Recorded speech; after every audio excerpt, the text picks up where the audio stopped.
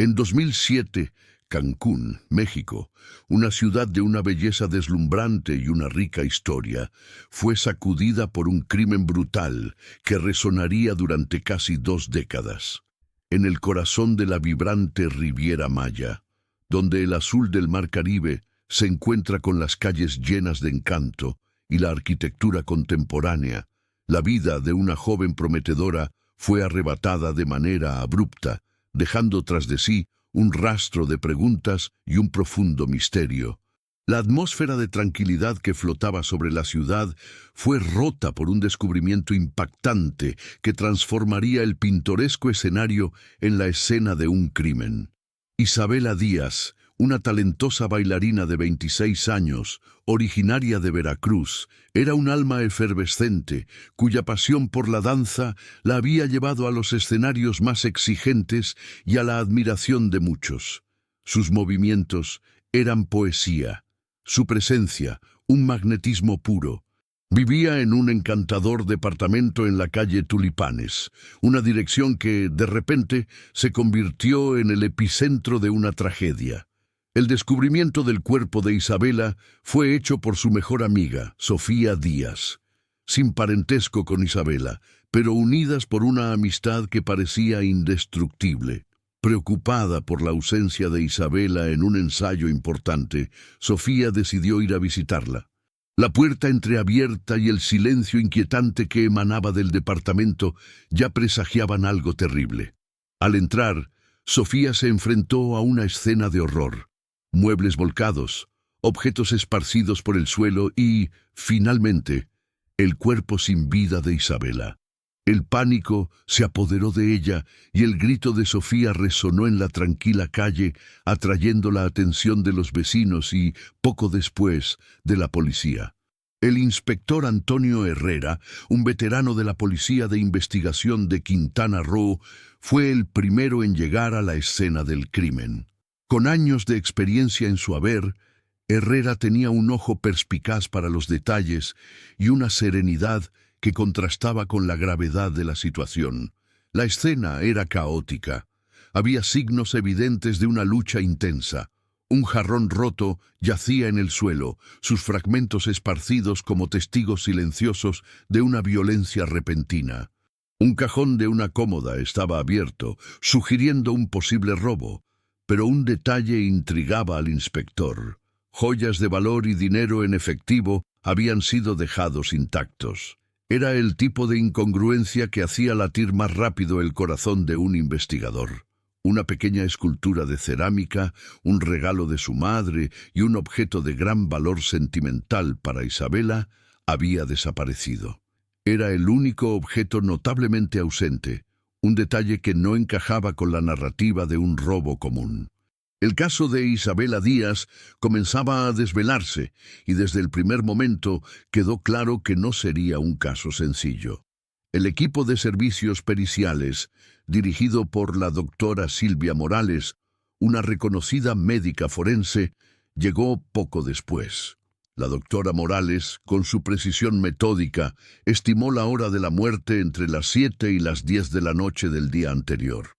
Mientras el equipo trabajaba recogiendo cada fragmento de evidencia, el inspector Herrera observaba, su mente ya construyendo los primeros escenarios posibles.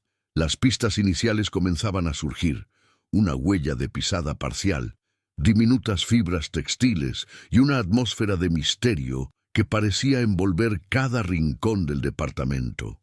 El trabajo era meticuloso, bajo el amparo de la ciencia y la esperanza de que cada rastro pudiera hablar por la víctima. La vida de Isabela era un libro abierto a los ojos de la investigación. Soltera, llevaba una vida social activa, inmersa en los dinámicos círculos artísticos de Cancún. Su talento era innegable y sus recientes logros, como una prestigiosa beca para una compañía de danza en la Ciudad de México, eran motivo de orgullo para sus amigos y familiares, pero también, quizás, de envidia para otros.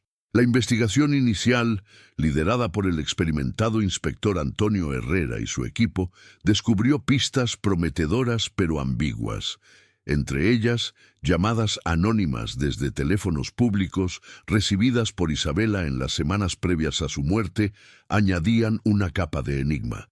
Los primeros sospechosos comenzaron a ser interrogados. Un exnovio con una coartada sólida, pero un pasado conflictivo, y un alumno descontento con sus calificaciones y el rigor de Isabela como maestra de danza. Ninguno de ellos, sin embargo, presentaba un vínculo irrefutable con el crimen, y las pistas, por muy prometedoras que parecieran, se desvanecían como arena entre los dedos. La complejidad del caso se hacía más densa con cada nuevo descubrimiento. Una vez examinada minuciosamente la escena del crimen y recogidas las primeras pistas, el inspector Antonio Herrera y su equipo se sumergieron en cuerpo y alma en el caso de Isabela Díaz. Más de 40 testigos fueron interrogados en los primeros días: vecinos, compañeros de danza, amigos del círculo artístico de Isabela e incluso el conserje del edificio. Cada testimonio, por mínimo que fuera, se registraba con la esperanza de descifrar el enigma. Sin embargo, la mayor parte de la información era vaga, llena de especulaciones y rumores que poco contribuían a esclarecer los hechos. La vida de Isabela, aunque vibrante y pública en sus círculos, parecía tener un lado más reservado, o al menos un lado que los testigos no estaban dispuestos a revelar por completo. En medio de esta maraña de testimonios, un nombre comenzó a surgir con una frecuencia inquietante: Iván Ponce. Iván era un vecino discreto de Isabela, que vivía en el piso de abajo, y era conocido por su personalidad solitaria. También había sido alumno de Isabela en algunas clases de ballet menos formales, y más recientemente había sido uno de los candidatos a la misma prestigiosa beca en la Ciudad de México que Isabela había ganado. Su rechazo a la beca, mientras Isabela celebraba su victoria, añadía una capa de posible resentimiento. El inspector Herrera sintió un escalofrío. El vínculo era tenue, pero persistente. Cuando la policía intentó localizarlo para un interrogatorio, Iván Ponce había desaparecido. Sus pocas pertenencias habían sido retiradas de su departamento y no respondía a ninguna llamada. La investigación reveló que se había mudado a otra ciudad, con el pretexto de un nuevo empleo en una galería de arte en Monterrey, un puesto que resultó ser falso. La repentina e inexplicable partida de Ponce, combinada con las mentiras sobre su ubicación y ocupación, lo convirtió rápidamente en el principal sospechoso. El inspector Herrera movilizó recursos para encontrarlo, pero Iván parecía haberse esfumado. La sensación era que siempre iba un paso por delante, una sombra inalcanzable. Durante la investigación, surgió un descubrimiento tardío pero intrigante. Los registros telefónicos revelaron una llamada realizada desde el departamento de Isabela horas después de la hora estimada de su muerte a un número desconocido que nunca fue identificado. Era una pista fantasma, una voz silenciosa del pasado que resonaba en el presente, añadiendo otra capa de misterio a un caso ya lleno de enigmas. ¿Quién podría haber hecho una llamada desde el departamento de la víctima después del crimen? ¿Sería el asesino, quizás en un acto de audacia o desesperación? La falta de respuestas a esta pregunta solo profundizaba la frustración del inspector Herrera. Los meses se alargaban y el impulso inicial de la investigación, que alguna vez fue tan ferviente, comenzó a debilitarse. A pesar de los esfuerzos incansables del inspector Herrera, las pistas, por muy prometedoras que parecieran, se disipaban en callejones sin salida. El equipo científico, en un intento de encontrar algo nuevo, realizó análisis adicionales, incluyendo un análisis grafológico de las cartas anónimas que Isabela había recibido antes de su muerte, con la esperanza de identificar una escritura familiar. Pero el resultado no fue concluyente. La vida de Isabela, que antes era un tapiz rico en colores y movimientos, ahora era un estudio en tonos de gris. Sus amigos y colaboradores, como Sofía Díaz y el director de la compañía de danza de Cancún, el señor Juan Pablo, fueron interrogados nuevamente. Trazaron el retrato de una mujer independiente, apasionada por su arte, a veces terca, but siempre dedicada. Su ascenso en el mundo de la danza, su búsqueda de libertad artística y personal eran temas recurrentes. Sin embargo, ningún detalle parecía poder desvelar el secreto de aquella noche fatídica. 6 meses después del brutal asesinato, con Iván Ponce todavía prófugo y sin nuevas pruebas concretas, el caso de Isabela Díaz fue archivado. Una decisión dolorosa para el inspector Herrera, que sentía el peso de la injusticia.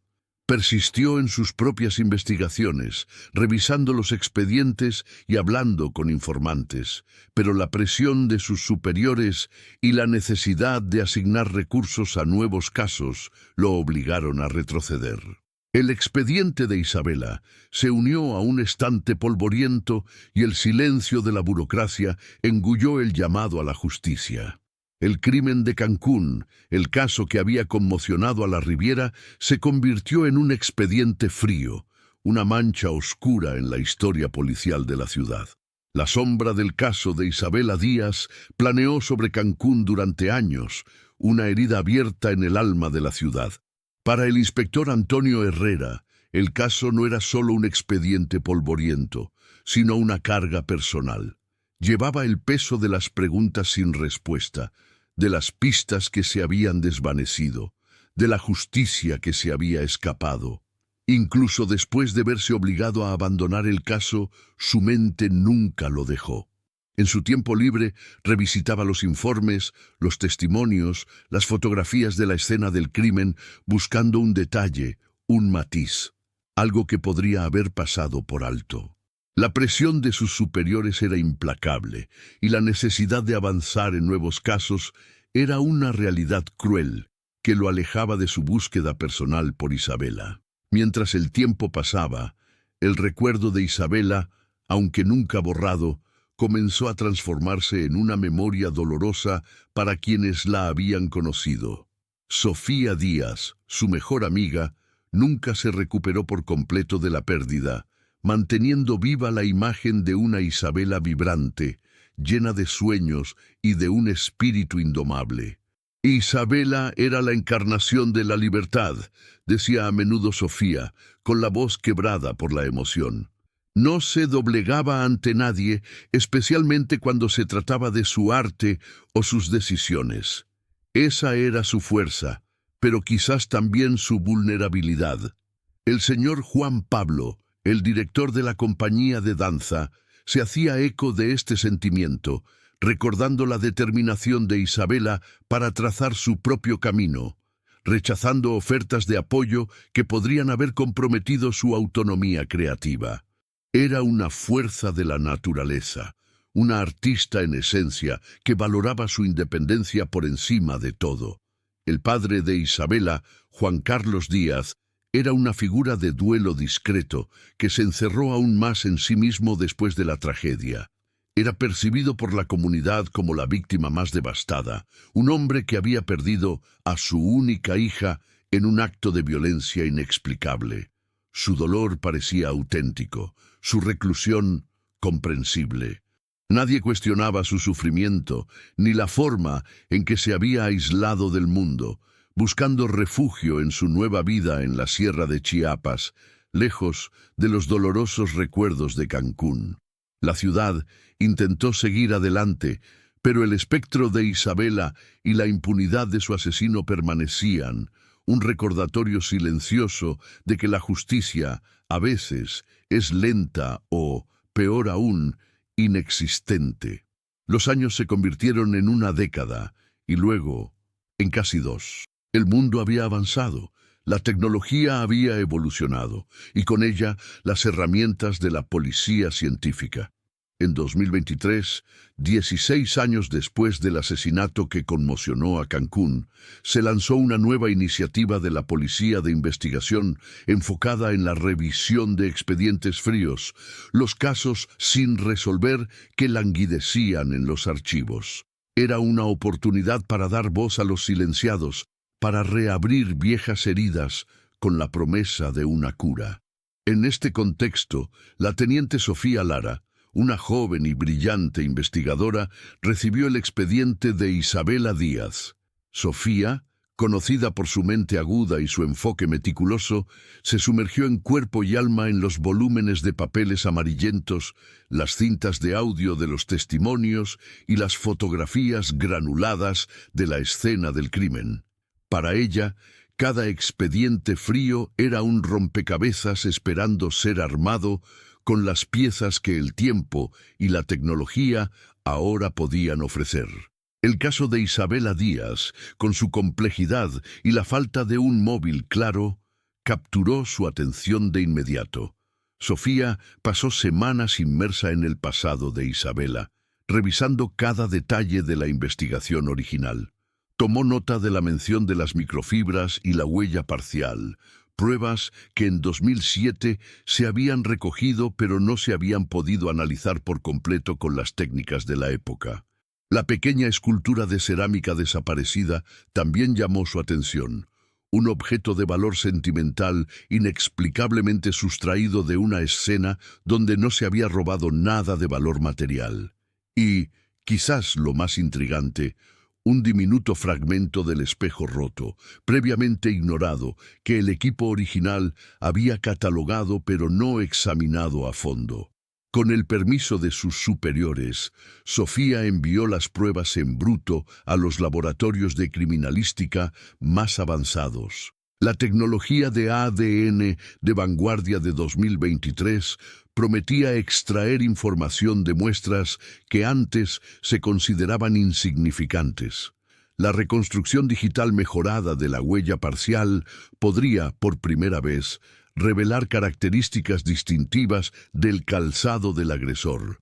Y la escultura, el único objeto robado, parecía ser la clave de un misterio aún mayor. La teniente Lara sentía que estaba al borde de un descubrimiento, que los secretos de aquella noche fatídica en la calle Tulipanes estaban a punto de ser desvelados, un fragmento a la vez. La marea estaba empezando a cambiar, y la verdad, como el mar de Cancún, revelaba lentamente lo que yacía oculto en sus profundidades. Los resultados de los laboratorios de criminalística, impulsados por la tecnología de 2023, comenzaron a llenar los vacíos que el tiempo había dejado.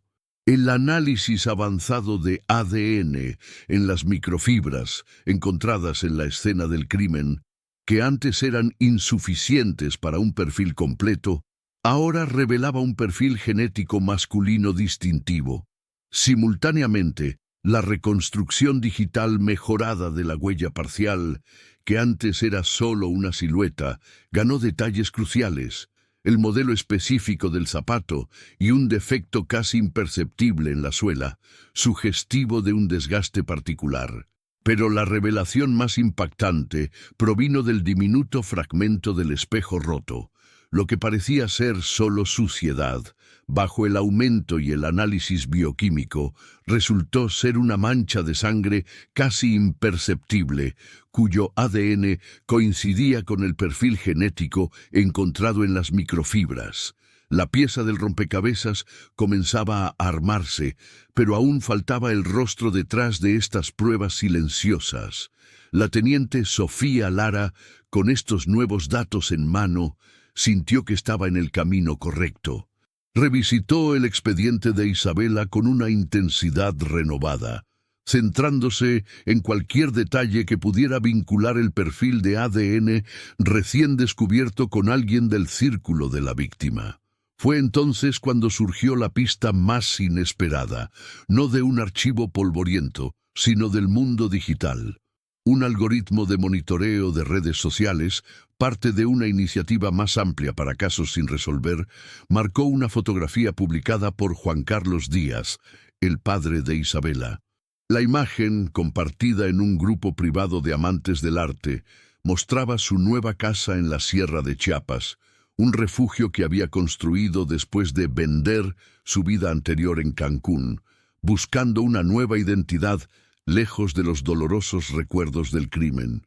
Al fondo de la foto, en un estante de madera rústica, se encontraba, inequívocamente, la pequeña escultura de cerámica que había desaparecido de la escena del crimen de Isabela. El corazón de Sofía se aceleró.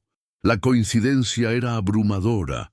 La imagen gritaba una verdad que había permanecido oculta durante 16 años. La teniente Lara inició una investigación discreta sobre Juan Carlos, el padre de Isabela, siempre considerado la víctima más devastada, que llevaba una vida solitaria y sin levantar sospechas, ahora estaba bajo un escrutinio implacable. Sofía se sumergió en su historia, entrevistando de nuevo a Sofía Díaz y al señor Juan Pablo, el director de la compañía de danza. Las conversaciones, ahora bajo una nueva luz, revelaron una faceta de Juan Carlos que había sido enmascarada por el duelo. Sofía relató la creciente incomodidad de Isabela ante el carácter posesivo de su padre, su deseo de controlar la vida artística y personal de su hija. Él nunca aceptó que Isabela quisiera ser independiente, que tomara sus propias decisiones. Quería que viviera la vida que él había planeado para ella, no la suya, confió Sofía, con la voz cargada de una antigua tristeza. El señor Juan Pablo corroboró esta visión, recordando las tensiones veladas entre Isabela y su padre. Relató una ocasión en la que Juan Carlos había ofrecido una suma sustancial de dinero para apoyar a la compañía de danza, pero con la condición de que Isabela asumiera un papel más administrativo, alejándola del escenario y de sus elecciones creativas. Isabela se negó rotundamente, prefiriendo la independencia y la integridad de su arte a la seguridad financiera controlada por su padre. Este episodio, que antes se percibía como una simple diferencia familiar, ahora adquiría un matiz siniestro. También se mencionó a un novio que Juan Carlos aprobaba, pero que Isabela había rechazado, prefiriendo mantener su libertad amorosa. Cada revelación pintaba el retrato de un padre que, bajo una fachada de amor y preocupación, albergaba un profundo resentimiento por la autonomía de su hija, buscando controlar cada aspecto de su vida. Los celos por la prestigiosa beca a la Ciudad de México, el rechazo profesional y el rechazo amoroso que Isabela había impuesto, todo comenzó a desatar una furia latente en Juan Carlos, una obsesión que había sido ignorada o malinterpretada por todos. La teniente Lara comparó el perfil de ADN de la escena del crimen con muestras indirectas de Juan Carlos Díaz, obtenidas a través de objetos desechados por él en la basura pública. La confirmación fue un golpe helado. El ADN encontrado en las microfibras y en el fragmento de espejo pertenecía a Juan Carlos Díaz. El padre desconsolado, el hombre que había llorado públicamente la pérdida de su hija, era en realidad su asesino. La verdad, oculta durante años bajo el velo del duelo y la discreción, comenzaba a emerger, implacable como la marea del Caribe. El caso de Isabela Díaz estaba a punto de ser reescrito, revelando una historia de obsesión familiar que desafiaba todas las expectativas. La confirmación del ADN de Juan Carlos Díaz fue un impacto sísmico que resonó en los pasillos de la Policía de Investigación. La teniente Sofía Lara sintió el peso de la verdad, una verdad tan oscura como inesperada. El padre en duelo, la figura de dolor y tristeza, era el depredador. La imagen de la pequeña escultura de cerámica, que alguna vez fue un símbolo de afecto, ahora era una prueba irrefutable de su presencia en la escena del crimen, un vínculo tangible entre el pasado y el presente. El equipo de Sofía, compuesto por investigadores experimentados y jóvenes talentos, estaba unido por un renovado sentido del deber, hacer justicia para Isabela Díaz y cerrar el caso que había atormentado a Cancún durante casi 2 décadas. La tarea inmediata era localizar a Juan Carlos y proceder a su arresto. Aunque vivía en la Sierra de Chiapas, en una nueva vida que esperaba que fuera anónima, La vigilancia ya estaba en marcha desde el descubrimiento de la fotografía en Facebook. Se había establecido en un pintoresco pueblo de montaña, adoptando una nueva identidad social, la de un artista plástico solitario, un hombre atormentado por el pasado, pero que buscaba la paz en la naturaleza. Aunque no había cambiado formalmente de nombre, su personaje y la forma en que se presentaba eran completamente diferentes, casi un alter ego. El equipo de la teniente Lara, trabajando en el más absoluto secreto, siguió sus movimientos, observando su meticulosa rutina. Era un juego de paciencia y precisión, donde cada detalle contaba. Durante días, agentes de civil vigilaron la modesta cabaña de Juan Carlos, quien ahora se presentaba como Pedro Montes, un nombre que para él simbolizaba un nuevo comienzo. Observaron sus escasas interacciones sociales, sus solitarios paseos por el bosque y su costumbre de tomar un café en un pequeño local cada mañana. Fue en esa cafetería donde se presentó una oportunidad crucial. Después de que Juan Carlos dejara una taza de café intacta sobre la mesa, distraído por una llamada telefónica, un agente la recogió discretamente. La muestra de ADN de la saliva obtenida del borde de la taza proporcionó una confirmación final e indiscutible, sellando el destino del hombre que había eludido la justicia durante tanto tiempo. El perfil genético era idéntico al encontrado en la escena del crimen. La teniente Lara sintió una mezcla de alivio y una profunda tristeza. La verdad era amarga, pero necesaria. El arresto de Juan Carlos Díaz, ahora conocido por sus vecinos como Pedro Montes, se ejecutó con la precisión de un reloj suizo. En una mañana fría y neblinosa, mientras salía para su caminata matutina, un equipo de agentes de la Policía de Investigación emergió de la niebla de la sierra, rodeándolo. No hubo resistencia. Su reacción fue de una calma perturbadora, casi como si hubiera estado esperando este momento. Sus ojos, antes llenos de una tristeza actuada, ahora mostraban un brillo frío, de resignación. «Sabía que este día llegaría, señorita», le susurró a la teniente Lara, que dirigía la operación. Sabía que el caso de Isabela no permanecería enterrado para siempre. La confesión implícita, dicha en un tono de voz sorprendentemente sereno, heló la sangre del equipo. Durante el interrogatorio, Juan Carlos, sentado en una sala fría de la comandancia en Cancún, mantuvo una compostura casi académica. No negó los hechos con vehemencia, pero al principio intentó minimizar su responsabilidad, buscando justificar sus acciones con una lógica retorcida.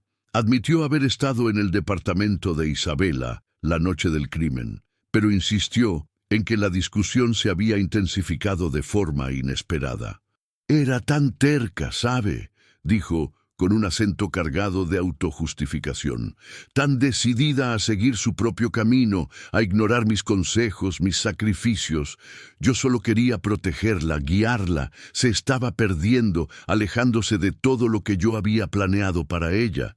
La teniente Lara, con su voz firme y empática, lo confrontó con las pruebas, el ADN, la escultura de cerámica, los testimonios de Sofía y del señor Juan Pablo, que pintaban un cuadro de control y obsesión. Lentamente, la fachada de Juan Carlos comenzó a desmoronarse. Confesó los celos corrosivos que sentía por la beca de Isabela, que la llevaría lejos de su influencia, a la Ciudad de México, donde ya no podría controlarla. El rechazo profesional a la ayuda financiera para su compañía de danza, y el rechazo amoroso a un novio que Juan Carlos había seleccionado cuidadosamente, fueron las últimas gotas que derramaron su vaso de furia. Él veía la independencia de Isabela no como una virtud, sino como una afrenta personal, una traición a sus planes y expectativas. La discusión de aquella noche en la calle Tulipanes, admitió finalmente, se convirtió en una explosión de ira incontrolable, que culminó en la violencia que le costó la vida a su propia hija. Se presentaron las pruebas finales, como la huella dactilar parcial encontrada en el jarrón roto, el arma homicida, y un viejo video de vigilancia de una tienda cercana que mostraba a Juan Carlos saliendo del edificio de Isabela horas después de la hora estimada de la muerte. Ya no tenía escapatoria. El caso de Isabela Díaz estaba finalmente resuelto. El juicio de Juan Carlos Díaz comenzó en 2024 en el imponente Palacio de Justicia de Cancún. La ciudad, que respiraba aliviada desde la reapertura del caso, ahora estaba pendiente de cada detalle revelado en el tribunal. La teniente Sofía Lara, con una calma impresionante, presentó las pruebas, el ADN irrefutable, la escultura de cerámica que selló el destino del padre y el video de vigilancia que lo situaba en la escena del crimen horas después de la muerte. Sofía Díaz, con la voz rota por años de dolor, testificó sobre la Isabela vibrante y libre y sobre el control asfixiante que su padre ejercía. El propio inspector Antonio Herrera, ahora jubilado, fue llamado al estrado, confirmando la frustración de la investigación inicial y la importancia de la nueva tecnología. La Fiscalía reveló extractos de los diarios de Juan Carlos, encontrados en su cabaña en la sierra. Las páginas, llenas de una escritura meticulosa, detallaban sus celos crecientes, su resentimiento hacia la independencia de Isabela y su furia ante las decisiones de su hija. Era la prueba irrefutable de la premeditación, de una obsesión enfermiza que se había convertido en tragedia. El peritaje psiquiátrico perfiló a Juan Carlos como una personalidad narcisista, incapaz de aceptar la más mínima desviación de sus planes o de los de cualquiera bajo su control. Después de semanas de testimonios conmovedores y pruebas abrumadoras, se dictó el veredicto. Juan Carlos Díaz fue declarado culpable de asesinato. La sentencia fue de 28 años de prisión, un desenlace que, aunque no podía traer de vuelta a Isabela, ofrecía una sensación de justicia a su memoria. La teniente Lara, junto al inspector Herrera, quien la abrazó con gratitud y respeto, sintió un profundo alivio. La perseverancia, la tecnología y el valor de revisitar el pasado habían prevalecido finalmente. Meses después, Sofía Lara visitó la tumba de Isabela Díaz. El sol de Cancún brillaba sobre la lápida, donde descansaban flores frescas. La justicia, como el mar, a veces tarda en revelar sus secretos más profundos, pero siempre encuentra un camino. El caso de Isabela Díaz, que una vez fue un expediente frío que atormentaba a la Riviera Maya, servía ahora como un oscuro testimonio del rostro destructivo de la obsesión y de la resiliencia de la búsqueda de la verdad. ¿Qué otras historias esperan en la sombra, clamando por una voz?